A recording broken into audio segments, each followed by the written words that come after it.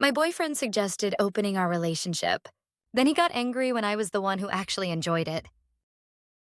I'm 22. My boyfriend Noah is 24. We had been together for almost 3 years. He was my first real relationship, my first serious partner, the first person I ever talked about a future with. He had dated before me. He had slept with other people before me. He had stories from before us that I used to pretend did not bother me. I did not have any of that. I went from being a nervous freshman to being someone's girlfriend, and somehow that became my whole romantic history. For a long time, that felt safe. Then it started feeling small, not because I stopped loving Noah. I loved him a lot. But during our last year at university, things changed. We were stressed. We argued more. We stopped being affectionate the way we used to be. The future that used to feel exciting started feeling like a hallway we were both walking down because we had already agreed to it years earlier. After graduation, Noah got a job in another city. I moved back in with my parents while I looked for work. It was the first time in years that we were not living within walking distance of each other. The distance made everything more obvious. We barely flirted. Calls became short. Sometimes he would disappear for entire evenings and then say he was tired. I felt lonely in the relationship, but I kept telling myself it was temporary. Then Noah brought up opening things. It happened during a late phone call. He said, "Maybe we should let each other explore a little while we're apart." I asked what he meant. He said, "We're young. We've only really been with each other. Maybe it would take pressure off." At first, I thought he was testing me, but he kept talking. He said it could be fun. He said maybe we could even have experiences together later. He said he liked the idea of us being honest instead of pretending attraction never happens. I asked, "So you mean we can see other people?" He said, "Yeah, as long as we're respectful." I was nervous, but I was also relieved in a way I did not want to admit, because part of me had been wondering what it would feel like to be desired by someone who did not already know every version of me. So I agreed. I downloaded a dating app. I was very clear with everyone. I said I had a boyfriend. I said we were open. I said I was not looking for anything serious. One of the people I met was a woman named Iris. She was 23, funny, relaxed, easy to be around. The first night we met, we just got drinks and talked for hours. Nothing dramatic happened. I remember walking home thinking, oh, this is what it feels like to not perform girlfriendhood for a second. Over the next few weeks, I saw Iris a few times. Sometimes we slept together.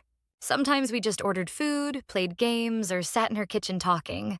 It felt light, not fake, not meaningless, just light. And I told Noah I was seeing someone. I told him I had stayed at her apartment. I told him I liked spending time there because my parents treated me like I was 16 again. He did not ask many questions. Honestly, I assumed that meant he did not want details. Meanwhile, I saw that he was on dating apps too. A friend sent me a screenshot of his profile. I was not angry. We were open. That was the agreement. I even felt strangely glad he was using the freedom too, because then it meant this was really mutual and not just something I was doing wrong. Then he planned to visit for the weekend. A few days before he came, I mentioned Iris might be open to meeting him. Noah had talked before about maybe trying things together, so I thought I was being thoughtful. Instead, he went quiet. Then he said, "Wait, you already slept with her?" I said yes. He exploded. He said, "You made it sound like you were just hanging out." I said, "Noah, we opened the relationship." He said, "I meant together, not you going off and doing your own thing." I remember just sitting there with my phone in my hand, completely confused, because that was not what he had said, not once. I said, "You told me we could see other people." He said, "I meant explore ideas, not actually build something with someone." I said, "Then why were you on dating apps?" He said, "I was looking for someone for us."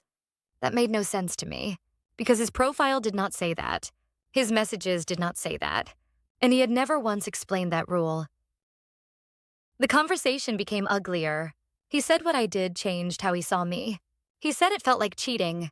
He said he needed time to decide whether he could still be with me. I apologized. Over and over. Not because I believed I cheated, Because I was terrified of losing him, I deleted the apps, blocked Iris, sent her a vague apology I still feel bad about. I tried to shrink myself back into someone Noah could forgive. For 2 days, he barely spoke to me. Then he finally called. I apologized again. I said we should have defined the rules better. He agreed. But he did not apologize for his part. Not for suggesting it. Not for being vague. Not for acting like I should have guessed the invisible boundaries in his head. He just kept saying, "I didn't think you would actually do that." That sentence hurt more than the yelling. Because what did that mean? That freedom was fine as long as I did not use it? That openness was exciting when it was theoretical, but disgusting when I had agency. Then he said he was mostly upset because it seemed emotional. I said, "It was not a relationship." He said, "You stayed at her apartment." I said, "You disappear for whole evenings and I don't interrogate you." He said, "That's different." I asked, "How?" He did not answer. That was the first real crack in the panic, because suddenly I was not just afraid of losing him. I was angry, not loud angry, clear angry, the kind that lets you see the room. I asked him directly, "Were you only comfortable opening the relationship because you thought it would benefit you more than me?" He said, "That's unfair." I said, "No. What's unfair is making a rule after I already broke it." He said, "I just didn't think you were that kind of person." I said, "What kind of person? The kind who believed you?" After that, we sat in silence for a while. Then he asked me something I did not expect. He said, "Are you even happy with me?" I almost said yes automatically, because that is what I had trained myself to say, but the truth came out before I could polish it. I said, "I don't think I am." He got quiet. Then he said, "I'm not either." And just like that, the fight changed. It stopped being about Iris. It stopped being about rules. It stopped being about who misunderstood what. It became obvious that the open relationship did not ruin us. We had been holding on to a future because we had named it years ago. Kids someday, a house someday, a street we liked someday, a life we described so many times that it started feeling like a promise we were not allowed to question. But the actual relationship in front of us was tired, careful, resentful, more about history than happiness. Update 1. We broke up that night. Not dramatically. No screaming. No final cruel message. Just two people finally admitting what they had been avoiding. I cried after the call ended. Then I felt something I did not expect. Relief. That made me feel guilty at first. Then it made me feel honest. Update 2. I messaged Iris properly. I told her I was sorry for disappearing and that things with Noah had ended. She was kind about it. She said she understood and that I did not owe her a perfect explanation. We are not dating. I do not even know if I want that. But I am glad I did not let my panic erase someone who treated me gently. Update 3. Noah and I have not spoken much since. Part of me still misses him. Of course I do. 3 years does not vanish because one conversation finally becomes honest. But I also keep thinking about the double standard. He opened the door. Then he got angry because I walked through it without waiting for him to approve every step. Maybe he did not mean to manipulate me.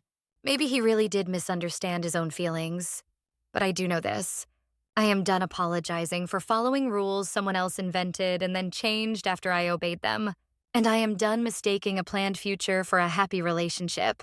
For the first time in years, I do not have to choose a city based on him. I do not have to choose a job based on him. I do not have to become the safest version of myself so he can feel secure. I am scared. But I am also free. And maybe that is the part I was supposed to discover all along.